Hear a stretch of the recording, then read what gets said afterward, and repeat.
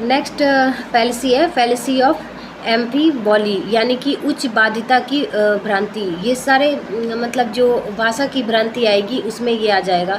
Mainly हमने देख लिया कि इनफॉर्मल फैलेसी में कौन कौन सा आता है, जो डीप वाले होते हैं उसमें फैलेसी ऑफ एम्बिगिटी आ गया, फैलेसी ऑफ रेलिवेंस आ गया, फैलेसी ऑफ डिफेक्टिव इंडक्शन आ गया और फैलेसी ऑफ प्री अजम्पशन आ गया। ये सारे इनफॉर्मल फैलेसी के एग्जाम्पल हो गए।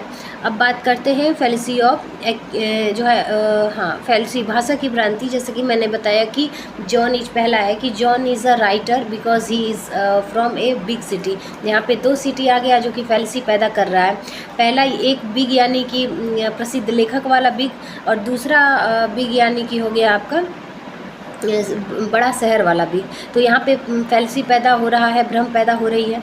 दूसरा जो है फैलेसी ऑफ इम्फीबॉली, यानी कि उच्च बाध्यता की भ्रांति। इसमें ग्रामेटिकली एरर होता है।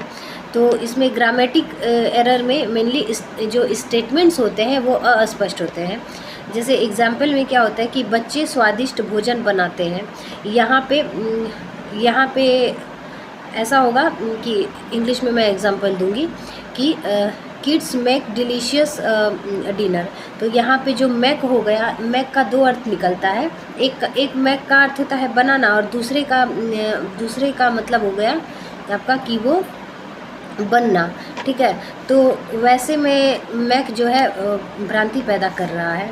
तो इसको फैलेसी ऑफ मतलब एम्फीबॉली कहते हैं। एग्जाम्पल आएगा तो आप आराम से उत्तर लिख सकते हैं। यहाँ पे स्टेटमेंट का बड़ा दिक्कत होता है। वहाँ जहाँ 2 वर्ड रहेगा उसको कहेंगे भाषा की भ्रांति, और दूसरे जहाँ पूरा ग्रामेटिकल एरर होगा तो वहाँ पे हम जो है एम्फीबॉली कहेंगे, यानी कि उच्च बाध्यता की भ्रांति। उसके बाद एक आता है एसेंट, फैलेसी ऑफ एसेंट माने उच्चारण की भांति। इसमें wife without her husband nothing. तो इसमें क्या होगा, जैसे कि ये बोल रहा है कि एक पत्नी अपने पति के बिना कुछ नहीं है। तो यहाँ पे एक और एग्जांपल कि सुई हल्की होती है इसलिए पूरी मशीन हल्की होती है। तो ये एक चीज़ से हम पूरे चीज़ को एक तरीके से जज कर लेते हैं। तो उसको हम भी, अब यहाँ पे ये स्पष्ट नहीं है कि पत्नी के बिना पति अधूरा है या पति के बिना पत्नी अधूरी है। तो यहाँ पे उच्चारण भ्रांति पैदा होगी। तो बस नेक्स्ट में दूसरे टाइप की फैलेसी की बात करेंगे। अभी के लिए इतना ही।